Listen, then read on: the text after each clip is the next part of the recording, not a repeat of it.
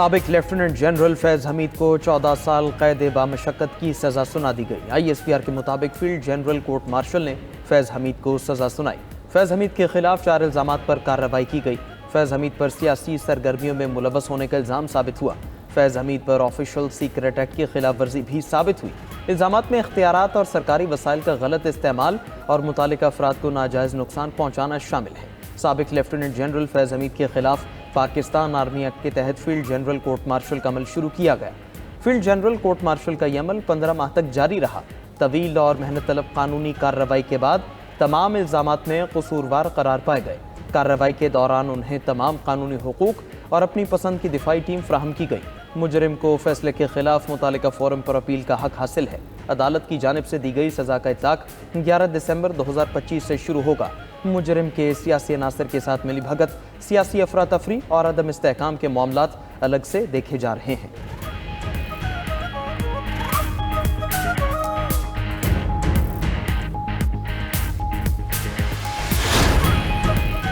फैज़ हमीद के खिलाफ inquiry supreme court के हुक्म पर शुरू हुई। अदालती हुक्म पर पाक फौज ने तफसीली कोर्ट ऑफ इंक्वायरी की। इंक्वायरी में फैज़ हमीद की आर्मी एक्ट के खिलाफ वर्जियों की निशानदही हुई। फैज़ हमीद ने 29 नवंबर 2022 को कबल अज़ वक्त रिटायरमेंट ली थी। साबिक लेफ्टिनेंट जनरल फैज़ हमीद को 12 अगस्त 2024 को चार्जशीट किया गया। 12 अगस्त को ही फैज़ हमीद के फील्ड जनरल कोर्ट मार्शल का बाज़ाब्ता आगाज़ हुआ। 12 अगस्त 2024 को ही फैज़ हमीद को फौजी तहवील में लिया गया। फैज़ हमीद के खिलाफ आर्मी एक्ट की दफात के तहत कार्रवाई 15 माह चली।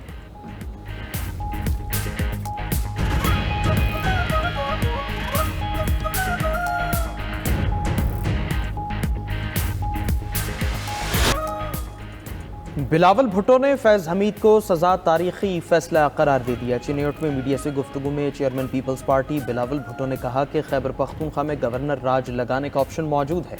PTI वफाकी हुकूमत को सख्त इक़दामात के लिए मजबूर कर रही है। बानी PTI और फैज़ हमीद मकाफात अमल भुगत रहे हैं। आज का फैसला आइंदा के लिए मिसाल होगा। बानी PTI ने सियासत में गलत रिवायत डाली। PTI दौर में मरियम नवाज और फरियाल तालपुर को टारगेट किया गया। बतौर वज़ीर आज़म बानी PTI ताकत के नशे में धमकियां देते थे। बानी ने गलत और इंतशार की सियासत को परवान चढ़ाया। बिलावल भुट्टो ने कहा कि फैसला वाज़ेह पैगाम है। फैज़ हमीद गैर कानूनी काम कर रहे थे। फैज़ हमीद के खिलाफ मज़ीद तहक़ीक़ात और ट्रायल बाकी है। मेरे ख्याल में इनको तौबा करने की ज़रूरत है।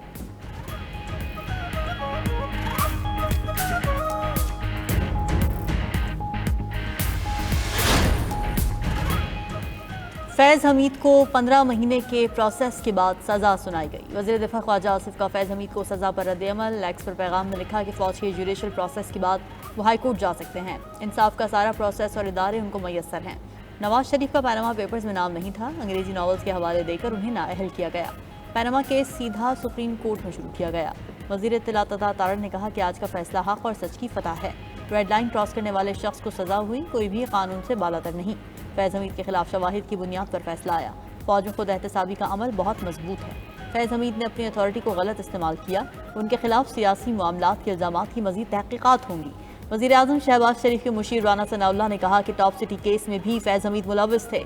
मेरे खिलाफ जो जाली मुकदमा बना उसमें भी फैज़ हमीद मुलव्वस थे।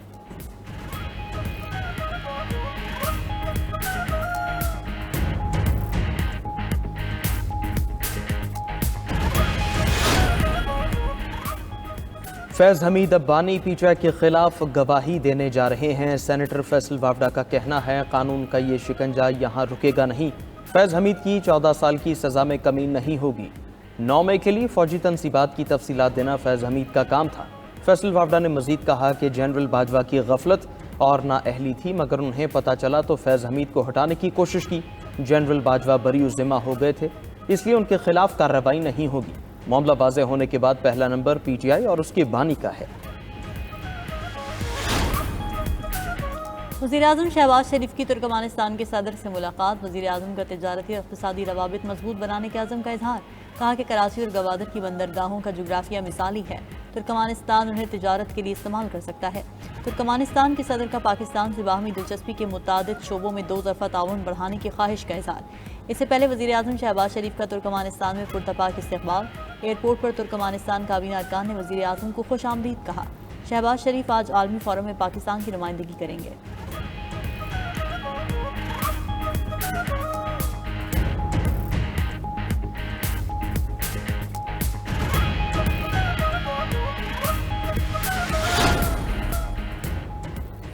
वज़ीर आला खैबर पख्तूनख्वा को अडयाला जेल जाने की इजाज़त न मिली। सुहेल आफरीदी को दाखिल नाके पर रोक दिया गया। तहरीक इंसाफ ने वज़ीर आला KP समेत 6 रहनुमाओं की फहरिस्त जेल हुकाम को भिजवाई थी। मीडिया से गुफ्तगू में वज़ीर आला KP ने कहा कि 10वीं बार बानी PTI से मिलने अडयाला आया। 4.5 करोड़ लोगों का मुंतखब नुमाइंदा हूँ, फिर भी बानी PTI से मुलाकात नहीं करने दी जा रही। बानी PTI की बहनों से रवा सलूक मुनासिब नहीं। शाहिद खटक की टांग फ्रैक्चर हो गई है। सर्टिफाइड चोरों को हमारी बारी पर इसका हिसाब देना होगा। फैज़ हमीद को सजा इदारे का अंदरूनी मामला है।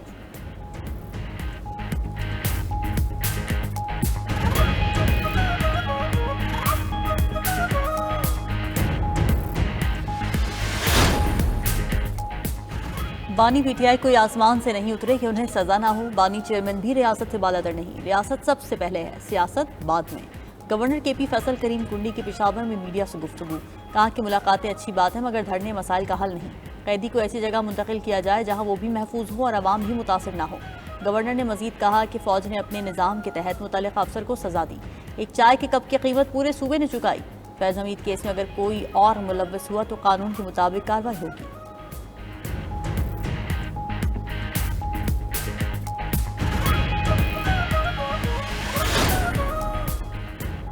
सदर ममलकत आसिफ जरदारी लाहौर पहुंच गए। सदर आसिफ जरदारी की समीना खालिद घुरकी के घर आमद। समीना खालिद घुरकी को बेटे की शादी की पेशगी मुबारकबाद दी। आसिफ जरदारी कुछ देर क़याम के बाद बिलावल हाउस रवाना हो गए।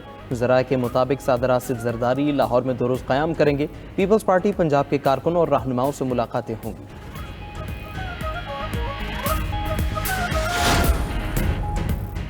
बिलावल भुट्टो के दौरा पंजाब पर उनका खैर मकदम करती हूँ। वज़ीर आला पंजाब मरीम नवाज का ट्वीट। लिखा कि पंजाब आपका घर है, आपको यहाँ हमेशा इज्जत की जगह मिलेगी। आपके तबसरों का शुक्रिया, आपके लिए मेरी दिली नेक तमन्नाएं और दुआएं।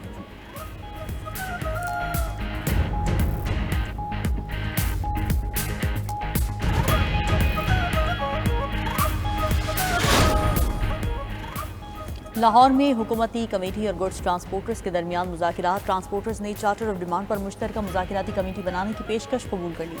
हुकूमत का मुज़ाकिराती कमेटी के फैसलों तक जुर्माने न करने का ऐलान। ट्रांसपोर्टर्स का कहना है कि कमेटी मेंबरान के नाम और TORs का नोटिफिकेशन आते ही मुल्क भर में हड़ताल ख़त्म कर दी जाएगी। सूबाई वज़रा ने कहा कि ट्रैफिक ऑर्डिनेंस वापस नहीं होगा, अलबत्ता इसमें तरमीम हो सकती है। ड्राइवर्स को 1 हफ्ते तक जुर्माने नहीं होंगे। उधर मिनी मज़दा गुड्स इत्तेहाद ने पहिया जाम हड़ताल जारी रखने का ऐलान कर दिया।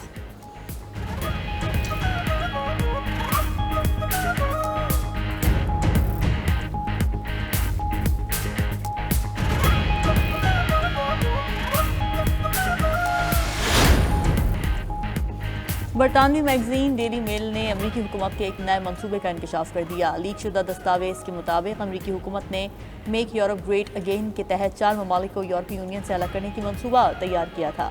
डेली मेल की रिपोर्ट के मुताबिक इन ममालिक में इटली, पोलैंड, हंगरी और ऑस्ट्रिया शामिल हैं।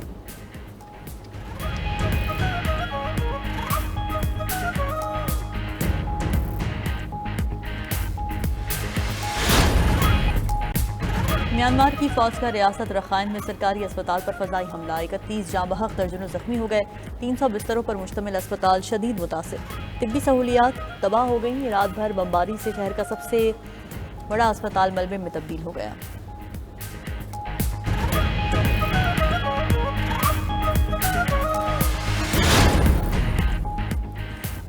मेक्सिको ने भारत पर 50% टैरिफ लगा दिए। मेक्सिको की सेनेट में बड़ा तिजारती तरमीमी बिल पास। बिल के तहत चीन, भारत, जनूबी कोरिया, थाईलैंड और इंडोनेशिया से आने वाली मसनूआत पर 50% तक टैरिफ आयद किया जाएगा।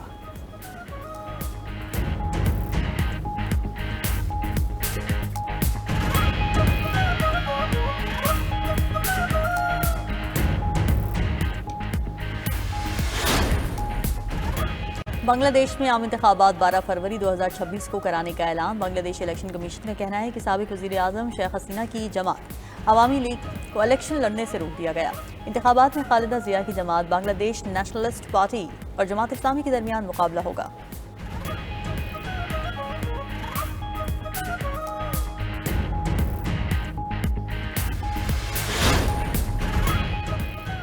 यूरोपीय मुल्क बुल्गारिया के वज़ीर आज़म ने इस्तीफ़ा दे दिया। खबर एजेंसी के मुताबिक हुकूमत की जानिब से टैक्सेस में इजाफे के खिलाफ अवाम सरापा एहतजाज थे। अपोजिशन ने पार्लियामेंट में तहरीक अदम एतमाद भी जमा करा रखी थी।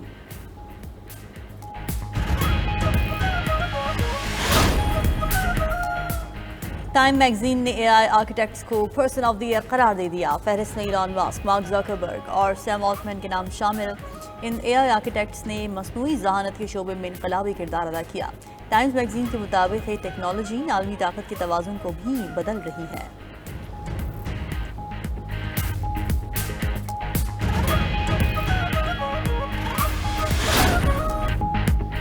और थाईलैंड के साहिली इलाके में शानदार आतिशबाजी। इंटरनेशनल फायरवर्क्स फेस्टिवल से पूरा इलाका जगमगा उठा। फेस्टिवल में सकाफती dance, live music, food streets पर भी रौनक है।